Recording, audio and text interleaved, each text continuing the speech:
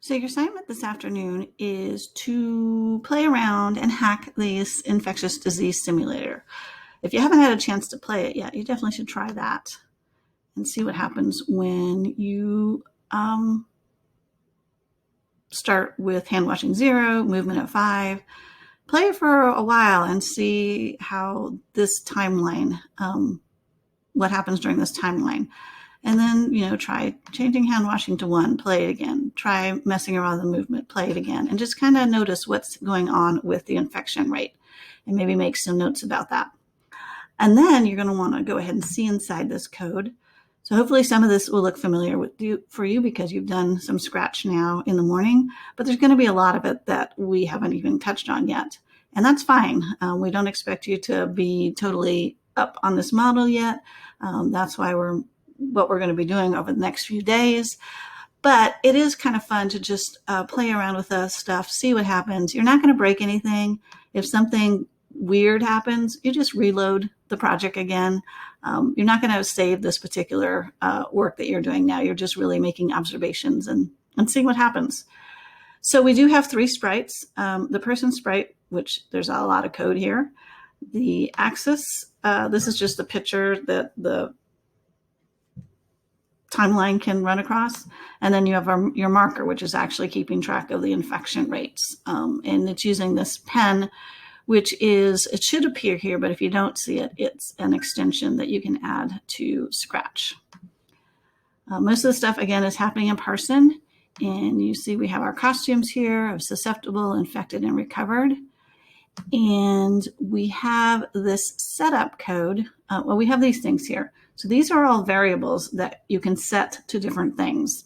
And if you look under the variable code, you'll see some of them are showing up. They have those check marks, and some of them are hidden. So like population, for instance, is hidden. And it took me a while to figure out where it is, but it's there. So it's taking this code in. So if you make changes to this code, do you notice there's something missing here? It's the trigger. So if you do make changes to the population, you are going to want to create an event so that, let's say I'm going to set that to lower and click start. And so my initial population started out lower than the other population has set. And you can kind of see what goes on with your infection rates. So just know that if you're changing any of these things, you need to add a trigger to it. These are all set as 0 to start with, and then they grow over time.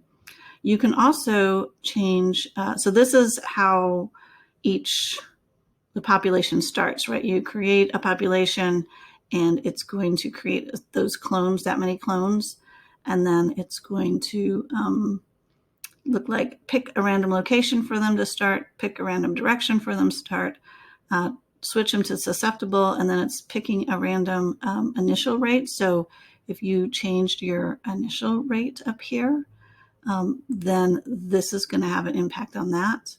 If you change your transmission rate up here, I think it's up here, yeah, transmission rate, that's going to have an impact.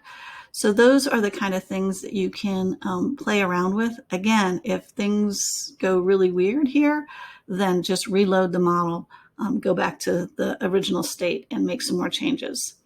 You'll notice here, these are actually procedures, functions that have been defined because there's pieces of code that we want to run over and over again. And so that's all you're going to do today is just do a little exploring of this model, running it, seeing what kind of changes happen when you update the variables.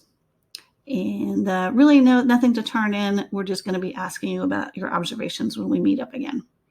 All right, good luck.